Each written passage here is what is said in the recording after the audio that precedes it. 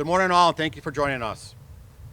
I'm East Hampton Fire Chief Christopher Norris, and I also serve as the second Vice President of the Fire Chiefs Association of Massachusetts. With me this morning is State Fire Marshal John Davin and Chief Mike Spanknable of the Hadley Fire Department, as well as all the other Western Mass fire chiefs here in this region. I'd also like to recognize our acting mayor, Salem Derby, for being here with us this morning and supporting the fire chiefs and the State Fire Marshal on this important initiative. Thank you, Mayor. The state's fire chiefs are committed to fire and life safety for all of our residents and communities. Toward that end, we're partnering with the State Fire Marshal and the Department of Fire Services on an important campaign this fall. It centers on smoke alarms, choosing the right alarms, replacing them when necessary, and disposing of them safely.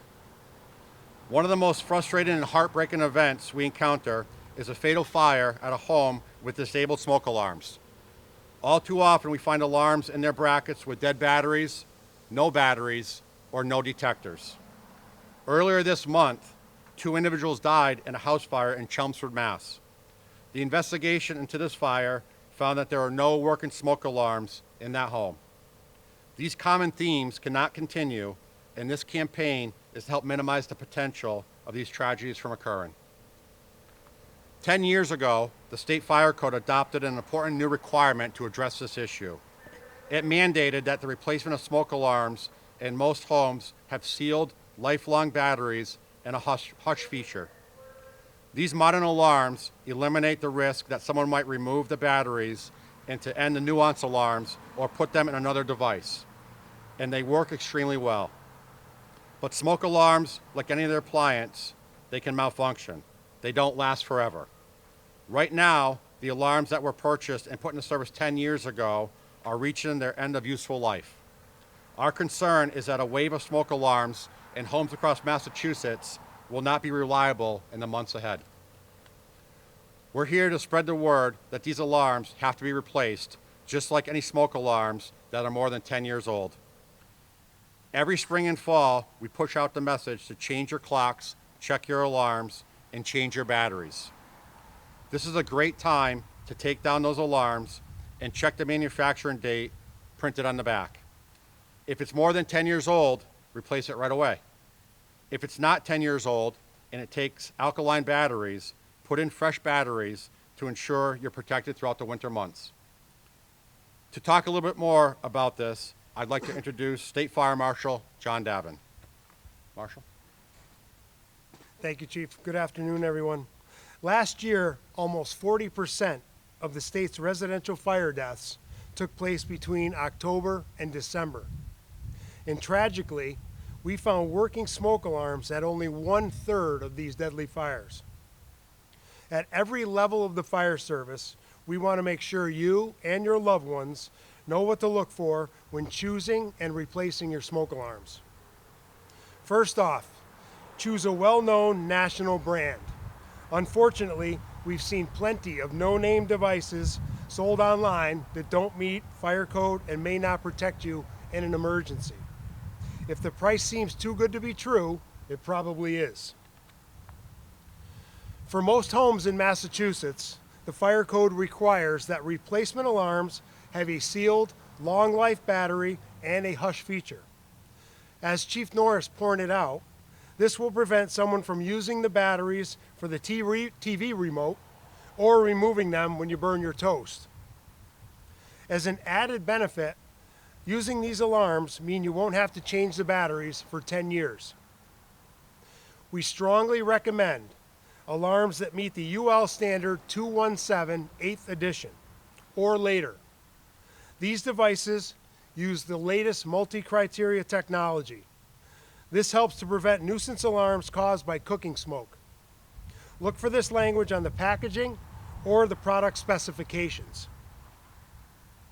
When you're installing your alarms, be sure they're on every level of your home. 60% of last winter's fatal fires took place in the overnight hours when most of us were sleeping. So place them on the ceiling in each bedroom and in the hallway outside each bedroom. And if you hear that alarm, get out, stay out, and call 911 to get the fire department there as fast as possible. Finally, we want to urge folks to check in with their parents, grandparents, and older friends and neighbors. Fatal fires are most common in older, single-family homes. That's not because these homes are dangerous or because new homes are safer. Most often, it's because these older homes have been occupied for decades without anyone checking, maintaining, or replacing the smoke alarms. And sadly, the older adults who live in these homes are at the greatest risk. Please, if you need a hand with any of these actions, or if you have any questions, don't hesitate to contact your local fire department. The Department of Fire Services issues grants each year to help install smoke alarms for older adults, and there's probably a program in your city or town. There's one more aspect of smoke alarm issue we need to discuss. So I'd like to ask Chief Mike Spanknebel from the Hadley Fire Department to come to the podium.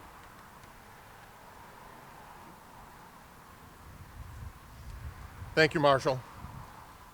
So we've talked a lot today about replacing our alarms when they reach their expiration date, but we also need to address disposing of the old ones safely. When it's time to get rid of your outdated alarms, please do it responsibly. Alarms with sealed batteries, like the ones that Chief Norris and Marshall Davin have mentioned, use lithium-ion batteries. These batteries are everywhere, and they power hundreds of devices we use at home, work, and in school. In fact, this year's Fire Prevention Week, the theme was dedicated to this.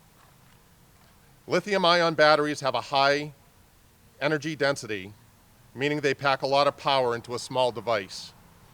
If they're damaged, they can go into thermal runaway, a rapid and violent chain reaction with sparks, flames, or even an explosion.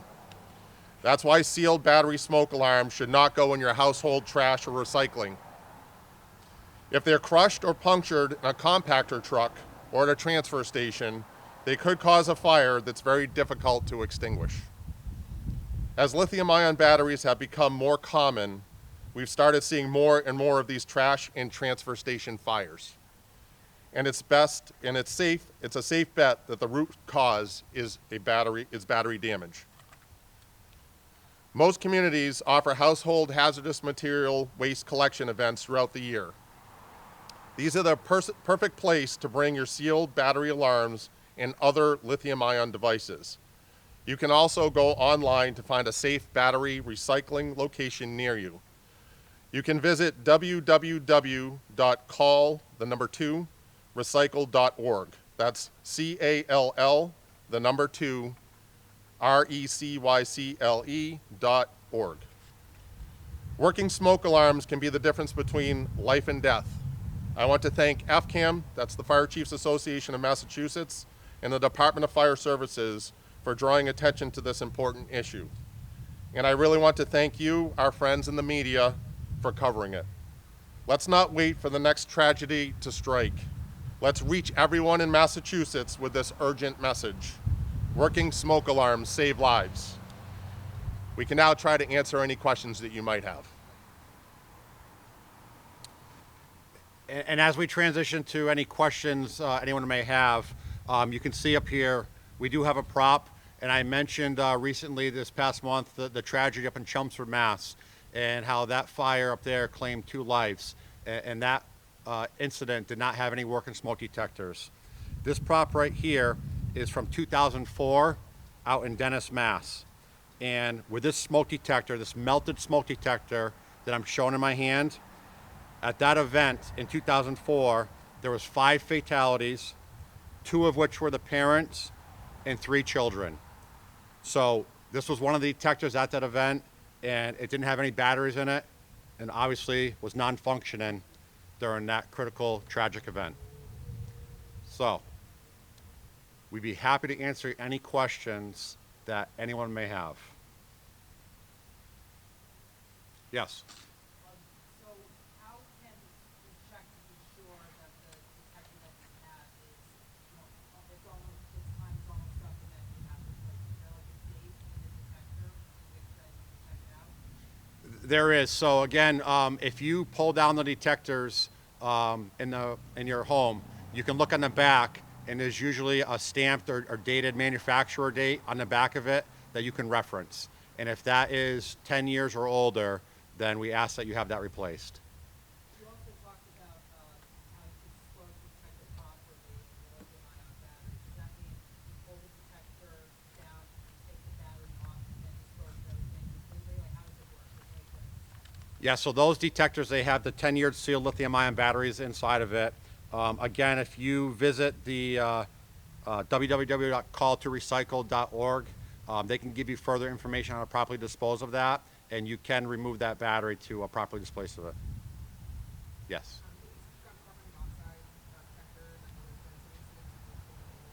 Yeah, no, that's a great question. So back in March of 2006, the state implemented Nicole's Law. Nicole's Law came from a little girl named Nicole Garofalo that died out in the Cape prior to that date. And essentially, back around that time is when the state adopted the law requiring carbon monoxide detectors in every habitable level of home residences. And the challenge that we always try to impress upon the communities is carbon monoxide. It's odorless, it's colorless, it's tasteless. So the only way that can be detected is through a metering device. So that really emphasizes the importance of making sure you have working carbon monoxide detectors and smoke detectors in your home. Is there any differences in the detector life and things like that on the smoke alarm? Yes, so the smoke or the carbon monoxide alarms are a little bit different. Some it depends on the manufacturer. So again, you can take that out and look at the back, and some of them are 5 years, some of them are 10 years, but most of your smoke alarms are 10 years. Is there any other questions? Yes. You talked about, how, these kinds of incidents could heavily impact those in like the elderly community and all that. So what is the best way to make sure that those in that community, are able to get those alarms changed or fixed, if they don't have these proper buildings and these? So yes, I mean, we're asking folks, check on your parents, check on your elderly neighbors.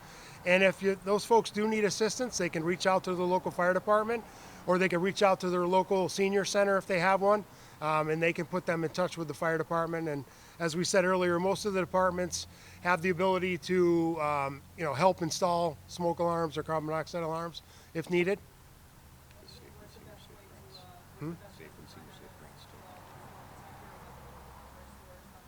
Yes, so go to your local hardware store, and again, we want you in the UL 217 8th edition or greater. I just want to clarify something that was in the press release. It says that in 2025, the alarm purchased and put into service by early adopters may not be as reliable for use. Is that what it says? Yeah, so that law came into effect in 2015, and again, with the 10-year life of the smoke alarm, it's 2025. So that's one of the reasons we're doing this big push, is because everybody that adopted and installed those alarms back in 2015, they're coming up on their due date. So we need them to get out there, check the date, and replace them. Any other questions? No? Well, thank you all for coming. We really, really appreciate it. Thank you. Thank Help you us all get- very much. Thank you.